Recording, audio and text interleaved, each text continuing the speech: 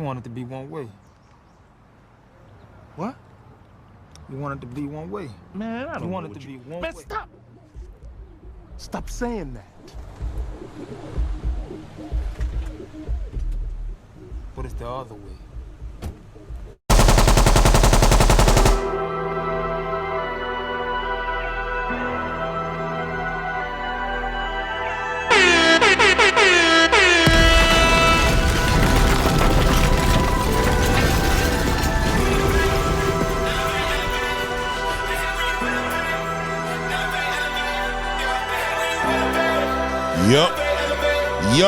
Yup. It's your boy Rain. Alright. Your boy Rain is the ATV Combat Media Show.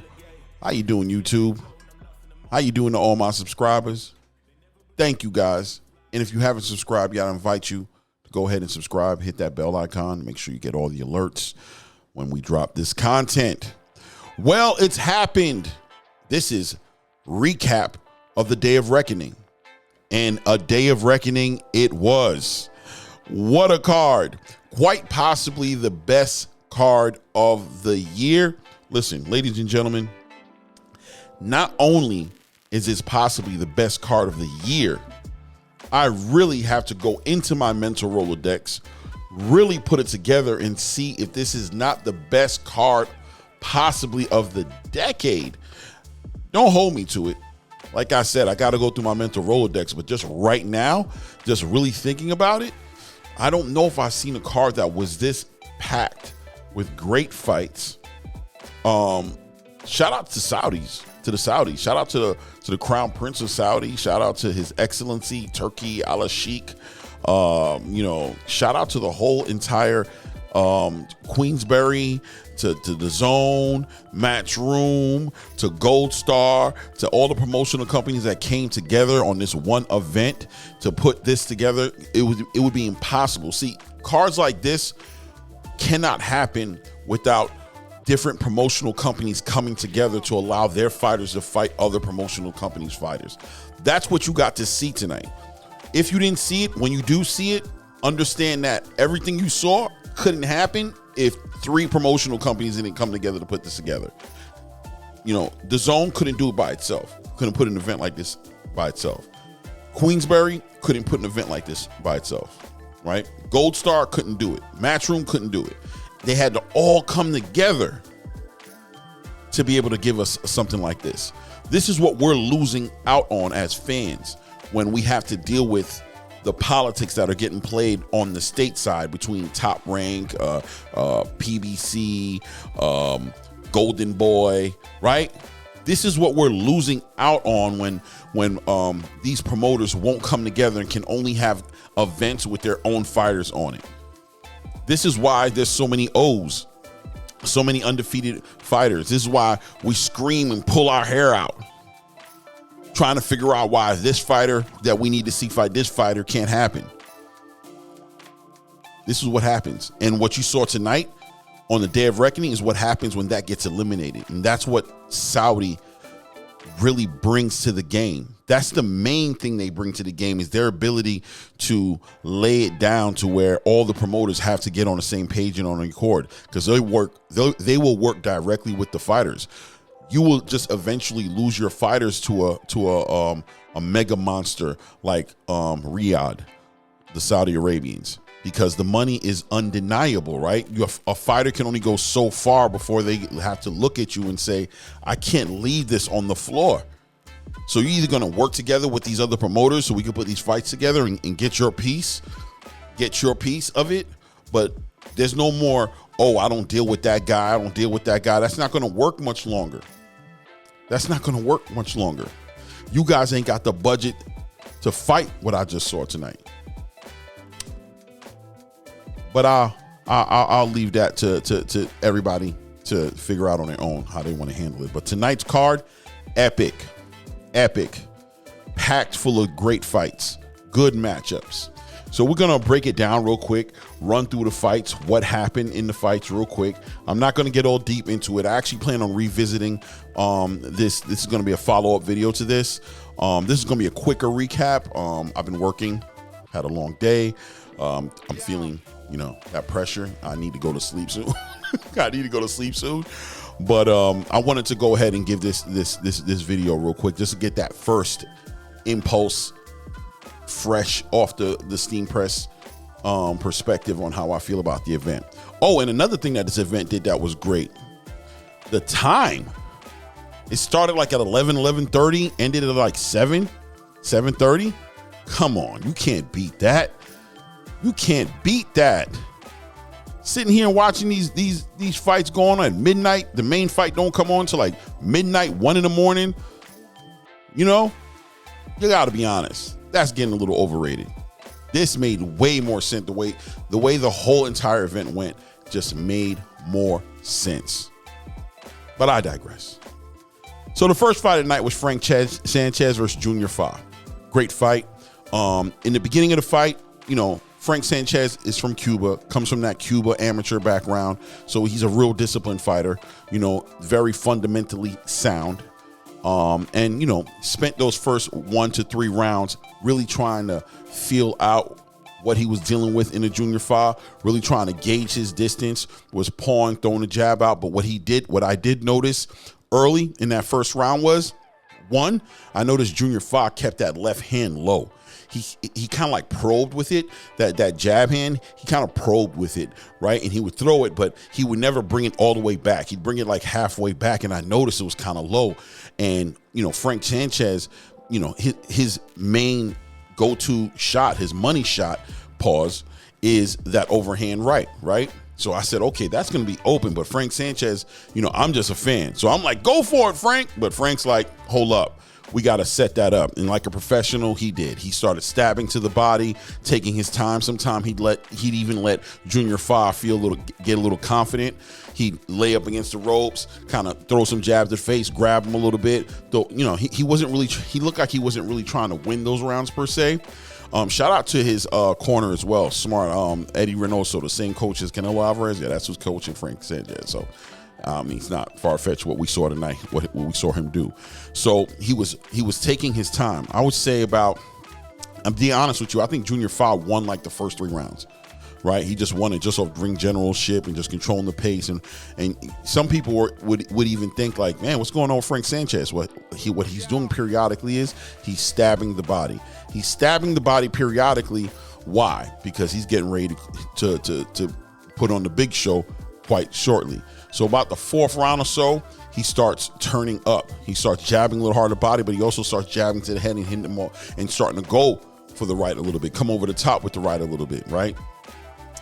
And he's finding a little success, but not enough to discourage Junior Fa to commit to what Junior Fa wants to do, because Junior Fa is probably feeling like he's got this guy, you know, in his radar. Well, about the 6th round, he got caught, clipped him, put him down right at the end of that round.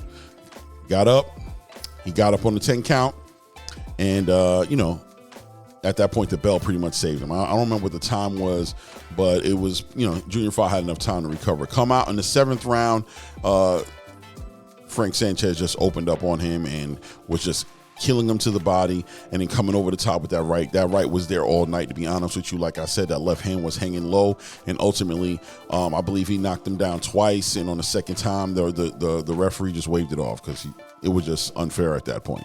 So that's how that fight went. Second fight came out was Arslanbek. No, that wasn't it. The second fight was Jay Opataya versus Ellis Zorro. That was a decent fight, even though it only lasted 1 round.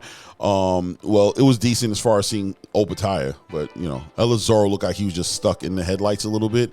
Opataya came out, just started. I knew it was going to be a problem because as soon as he came out with a hard punch to the gut, just straight shot, stabbed him in the stomach, and started to work on hitting him with that left. He was trying to take him out in the first round. You already saw it, and it looked like Ellis was just a little bit caught off guard. Looked like Ellis wanted it to be a little slower, try to slow it down, but that's not what Jai was on. He just kept stabbing him to the body, coming over the top, setting up, and ultimately ended up catching him with the left, just with the left hook, and just put him to sleep. Literally put him to sleep. He was out of there in the first round. I don't know what the time was, but he was out of there just that quick. The third fight was, I believe, Arslan Magomedov versus Ajit Caballo. Now, if you guys are familiar with Arslanbek Magomedov, they call him like the white Mike Tyson or something like that. He's basically a very heavy punching Russian. Really been doing a lot of guys dirty, undefeated, really just a powerful, big, huge, dominant looking heavyweight. And Ajit Caballo looks like a normal size. Maybe he's like, if to give you like Arslanbek was probably about like 6'3" or so, 6'4", 6'3", and Ajit was probably like 5'11", 5'10", right? So he gave up some height, to say the least, but Ajit was the better boxer. And this was one of those fights. This is one of those fights where Ajit just took his time and broke him down for the first round until he stopped him. Just, moved a lot, made him pay, really committed, had a nice campaign going on this guy's body, worked his body.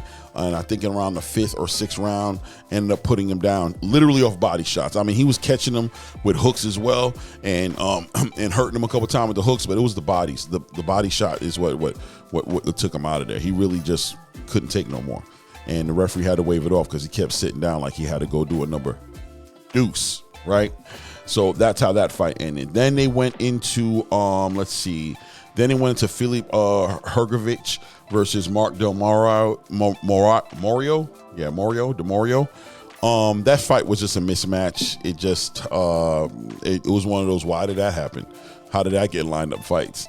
Filip just beat, just really put hands on him, and I believe got him out of there inside of the first round, like towards the middle or so, or end of the first round. Just really got him out of there, just putting hands of God on him. Was it the first round? It might have been the second round. I'll be honest with you. Don't quote me. Let me see here what it was. Let me see what it was. I believe it was, let me see here. TKO, might have been the first round. Yeah, I think it was the first round. Let me see. Oh, Warren's immediately back up. It was the first or second round. I'm not getting the information I need right now, and I don't want to sit here staring at my computer screen. Holding you guys up on getting the information. It was the first or second round TKO. I'm feeling first round, but it could have been the second round TKO, right? So that's how that went. Then the next fight coming out was this is what I call the main card, right? At this point, it was like 8 fights total. There was like these 8 undercard fights, which were just great fights, by the way. But then it went into the main card, which started off with Daniel Dubois versus Gerald Miller.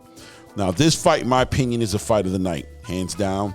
I think Daniel Dubois showed up. It just showed who he was. It really gave him an opportunity against a game Gerald Miller, who was coming in there on that bully time. Gerald Miller came in weighing at the weigh-ins yesterday at 333 pounds, while Daniel Dubois came out at 239 pounds. So, almost 100 pounds Gerald Miller had on top of Daniel Dubois. And we already knew what that fight was going to be. Gerald Miller was going to be using that weight to put pressure on him, to lean on him, to just squeeze the life out of him, and then ultimately probably had plans on ending him in the second round. The second half of the fight. Gerald Miller, amazingly enough, Gerald Miller carries that weight so well, even though he did end up pretty much about a 10th round, 9th round, he was pretty much just winded, but he really carries that weight around well. It's crazy. But needless to say, 333 pounds is just entirely way too much weight to be weighing to be in a boxing match. It's just too much weight to be carrying around. He was out of shape, to say the least. But he, like I said, in the past, he's been able to carry it. I think in the past, he was more so coming to the ring probably around 290, 280 to 300, somewhere in that range. So 333 pounds, he probably just didn't have a full camp. I think that's pretty much what it was. Matter of fact, I think he did. I think he only had a 5-week or 4-week camp, rather than an 8-week camp. So maybe he didn't get a chance to cut the weight properly. But yeah, he couldn't really carry it. He was leaning on Daniel Dubois. There was points in the match where it was competitive to a certain degree, but Daniel Dubois was always landing the cleaner shots throughout the match. Really tough, pushing him off. All the dirty tactics that Jerry Miller tried to bring to the table, just wasn't able to accomplish it. Daniel Dubois stood his ground. Ultimately, I think the most remarkable part of that fight, that I had to acknowledge Daniel Dubois as the most valuable player of that card that night. He's the best fighter on the card that night, was because in the 10th round, where he could have actually walked away, just walked around the ring, just kept a long jab out there, just boxed him, didn't engage him like that, would have just won the fight on the cards. But ultimately, he saw a dead man, and he's like, I want to put him in the bag. And he just pursued him, took a lot of risk pursuing him, but ultimately, 8 seconds left in the 10th round, referee jumps in and waves it off, stops the match, he walks away with a TKO. It was just amazing. The words I'm saying will never bring the actuality to you who haven't seen it, of how profound it was what happened between Daniel Dubois and Gerald Miller. Just take my word for it. Match of the night. Insanity. Then we go into the next fight, which was for a light heavyweight title, was between Dimitri Bivol and Lyndon Arthur. That fight was probably the most boring fight of the night, and it wasn't boring, but as far as like action packed, I mean, Dimitri did knock Lyndon Arthur down, I believe, like in the 8th or 9th round. He did knock him down, or maybe even 11th. Towards the end, towards the last couple of rounds, he did knock him down. But ultimately, it was just a chess match. Dimitri Bivol's just better boxer than Lyndon Arthur. There was no knockout artist in the ring, so nobody was really going. I mean, Dimitri looked like he was trying to make a statement. That's one, and that's another thing I loved about this event, was that because of the money these fighters were making and them wanting to be invited back to fight again, they were so incentivized. You know what I mean? They were so vested in performing and having their best performance because they want to get invited back. It was just like watching college football. I don't know if you guys watch college football in comparison to NFL, but like college football, they play like they're trying to get into the NFL, whereas NFL players play like they're already in the NFL, right? So, and that's what you saw. You saw a bunch of fighters who were very conscious of the opportunity they were playing with in that event, and they weren't taking no shorts. Everybody was trying to really put their best effort forward, and you could tell in the results of these fights how they were coming. So Dimitri did try to, but it's not really his style. He hasn't knocked people out. He hasn't knocked somebody out. I don't know how many fights. I don't know how many, like probably about solid. I think somebody was saying somewhere around 8 fights that he hasn't knocked somebody out. So we weren't expecting that, but he did come out aggressive. And like I said, sat down Lyndon Arthur at one point, but ultimately he did go to the cards. And judges pretty much just, it was a one-sided affair. The judges pretty much 12-0 gave all the rounds to Dimitri, and he earned himself an IBO light heavyweight title, so he's now officially a unified champion. He's a WBA light heavyweight champion and the IBO champion, so he has 2 belts now. The next fight for him will probably be against Beterbiev, or at least the winner between Beterbiev and Kalem. And we'll see what that happens in 2024. I think Dimitri's looking forward for his next fight to be against one of the winners of that, probably Beterbiev. Probably Beterbiev is what everybody thinks is going to be. To unify and have a undisputed light heavyweight champion. Okay. Now, after that fight came the co-main event, Deontay Wilder versus Joseph Parker. This fight started off kind of weird, but not weird, right? What do I mean by that? Well, we all know that Deontay Wilder's been working with Malik Scott, and in the past 2 years, Deontay Wilder's had one fight, which I don't even consider a fight for real, because he stopped the guy in like a minute and change of the first round. I mean, and that's all he got as far as rounds are concerned. I think it's official at a 38, that 38-year-old man only having a half a round of a fight in the past 2 years. And the fight he had on before that took so much punishment from Tyson Fury. And the fight he had before that took more punishment from Tyson Fury. And the fight he had before that ran to a draw, but still, if you want to be honest, took a lot of abuse from Tyson Fury.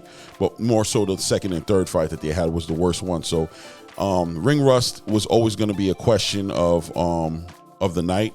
How's Deontay going to react to that? Joseph Parker was a game fighter. skilled boxer. Resume is better than Deontay Wilder's resume. Is an all-around great boxer, all-around good boxer. And, you know, when we talk about, like, Joseph Parker's not great at one particular thing, but he's good at everything. So he's just like this complete package. And while Deontay Wilder is really just a master of one thing, which is hitting you with that right hand, delivering that right hand with enough power to put anybody to sleep, maybe even an elephant if he was to walk up on him. So ring rust was definitely going to be an issue, number one. Number two, clearly Malik Scott and Deontay Wilder were working on new things. So you ever hear the saying, you can't teach an old dog new tricks? Well, they say that for a reason, right? So Deontay Wilder, his new style of fighting was, I'm going to wait on Joseph Parker to attack me, and when he does, I'm going to knock him out with a right hand.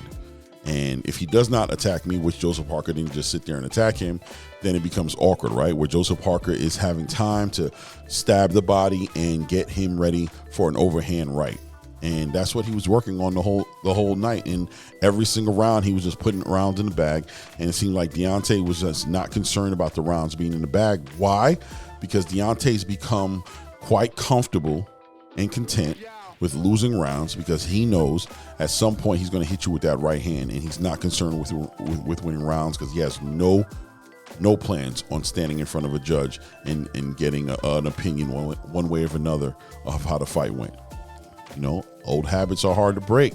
Him not realizing that, him not knowing how to box and how to win rounds really hurt him tonight, because Joseph Parker was putting hands on him, almost had him on a stanky leg, I think around the 6th or 7th round or the 8th round, had him on skates, was really by like the 6th or 7th round, he really just had Deontay Wilder's card. He had his rhythm. He knew where he was going to be before he was there. And he was just cutting the ring off and working the body and clinching when he got close. I think the most important thing that Joseph Parker did was he played on two extremes in the match, right? The first extreme is, I'm going to stay outside of your zone, your power zone, outside of your reach, outside of your jab, and I'm going to make you either reach to get me, or I'm going to make it to where what actually ended up happening, which was Deontay wouldn't throw it unless he thought he could connect, so he ended up not really throwing a lot, and Joseph Parker would cut the ring off and cut the space and then get so close into Deontay Wilder to there was only room for Joseph Parker to really deliver the power shots, and then would clinch Deontay when he got too close or when Deontay started trying to let his hands go. So Deontay really never had that opportunity. He didn't have too many opportunities. He had a few opportunities, a couple of times that he did let the hand go and sort of connected with Joseph Parker, but for the most part, it was just a game plan that was just sound and tight that Joseph Parker came to the ring with. He was ready to deal with the right hand. They understood that that's all he had, and also Deontay was trying to box all of a sudden tonight. I'll be honest with you, Deontay, I'll give him his flowers and say that he was a better boxer tonight than I've ever seen him be. He was more patient than I ever seen him be. And he has a tough beard. He got hit, he got clipped a few times, and only one time was on skates, but for the most part took it pretty well. But at the end of the day, skills pay the bills. The boxer won tonight. The better boxer won tonight, not the better fighter. So that's how that works. That's how the cookie crumbles, and that's what I mean when I say boxing won tonight. Boxing wins, because a lot of people come in with that boutique energy, where they come in with that one-trick pony energy, and you can see that they never evolve. Deontay Wilder is somebody who I've always said is not up there boxing skill-wise, and he's never evolved. This is a man, I've said this before as well, who doesn't do road work, who does what he wants to do, and when he doesn't get what he wants, he fires people, right? Like Mark Breland, who taught him how to throw a jab, who had him throwing a jab, who that's why early in Deontay's career you saw he had a jab. But now you have Malik Scott, who has been literally knocked out by Deontay Wilder in the real match where Malik was actually boxing, is now Deontay's teacher. And has Deontay Wilder convinced that all he has to do is wait for people to attack him, and once they get inside the danger zone, hit them, and he'll put them to sleep. Well, since Malik Scott has been coaching Deontay Wilder, I think he's won one match, which is John Hellenius, right? That's the only fight I believe he won. You guys correct me if I'm wrong. He definitely didn't win none of the Tyson Fury fights. You know what I mean? And he ain't win the Joseph Parker fight tonight. So you guys can take that with a grain of salt for whatever it's worth. But that's what it looked like. Deontay Wilder was just basically waiting for Joseph Parker to attack him. And Joseph Parker just was being way more intelligent. That wasn't just recklessly attacking him, was picking his shots, taking his time, and just outbox him and just literally beat him. And then when the decision came, the judges called it, 3 cards. They all gave it to Joseph Parker, and all 3 cards gave Joseph Parker every single round, right? Deontay Wilder was a little delusional towards the end, saying he thought he did enough, which I don't know what. But once again, look, these guys don't know boxing. They don't even understand how to judge it. So he's going to get his ass whooped for 12 rounds and come out and say he thought he did enough. That's because he's just special. He's blessed, as he said. And I always thought there was issues with the whole idea that he didn't have to work on nothing, that he was already blessed, and he was blessed in a way that all that nonsense that probably that ayahuasca and all that stuff he was on had him delusionally thinking would actually translate into some sort of victory or some effective aggression in the ring with actual professional boxers. Take it for whatever it's worth. The next fight on the list is going to be Anthony Joshua, the main event, against Otto Wallin. Honestly, Anthony looked really good tonight. Anthony looked real good. I thought he could throw more combos. He wasn't throwing combinations a lot. He was just picking his shots, but he was being very accurate. He hurt Otto Wallin pretty early and got him out of there. Pretty much sat him down, I believe, around the 5th round. And Otto wouldn't come out the corner. Broke his nose from what I understand. He was really just putting all kinds of hands on him, and he looked fresh and good to go, confident, and looked nervous. Didn't look like he was caught up in what was going on in his head. I think he's I think he's going to stay with Ben Davison. I don't think he goes back to Derek James, but we'll see what happens. But I don't think he goes back. I think he stays over there. I think he likes it over there. He felt confident. He went into that fight confident, and pretty much got a stop. And looked like if the corner didn't stop it for Otto Wallin, it looks like he was about to knock him out. That's how it looks. So that's the result as far as the card is concerned. Now, as far as reaction to the event was a great event. Just loved everything about the event. I really think the Saudi Arabians are onto something here. I think these guys bringing that love they have for boxing, it's just manifesting in what the events they're putting on. They have me feeling right now that they're from that school and that cloth of boxing fan that wants to see the best fight the best, and that's a dangerous thing for promoters. For promoters out there who are just trying to keep their fighters undefeated and squeeze money out of the fans for fights that are just one-sided, that's dangerous for you guys, because with the way these guys are moving right now, I don't think we'll ever see a one-sided fight on a Saudi Arabian card. I don't think we'll ever really see it, Like today there was one, but out of 8 fights, right? Ride with me here. Follow my thinking here.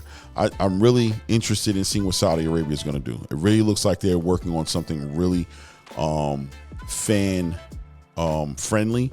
Like, as far as the fans are concerned, we're going to get a lot of the fights that we want to see this year if Saudi Arabia has anything to do with it. They're the ones also, just for your notes, who put that $20 million in Eddie Hearn's hand to tell Gervonta Tank Davis he had a minimum $20 million offer to fight Devin. Yeah. So I'm loving what I'm seeing over there. I'm loving what they're bringing. I think that we have an opportunity to change what boxing is as far as casuals are concerned. Traditional boxing fans are going to get more of the fights that they want, and these boutique fighters are going to continue to get exposed. These boutique fighters, these fighters who have one trick, who have, most of them who hit hard but have nothing else to offer. Fight somebody your own size. That's all I got to say. And I think Saudi Arabia is on that same energy. But that's pretty much the breakdown. You guys, I want you guys to leave comments and let me know what you thought about the card. Who do you think the MVP was? Who do you think the best fight was? Are you okay with the decisions? You feel like any of the decisions were controversial? Did you feel like that?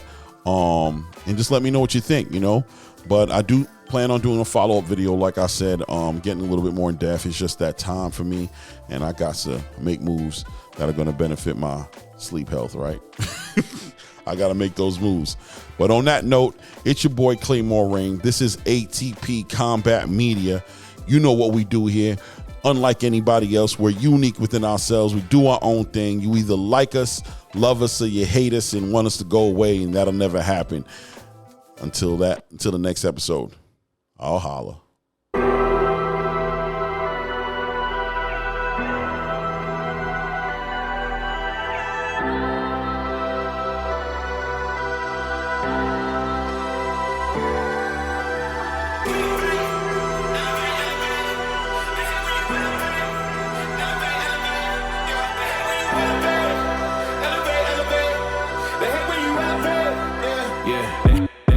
They hate when you elevate.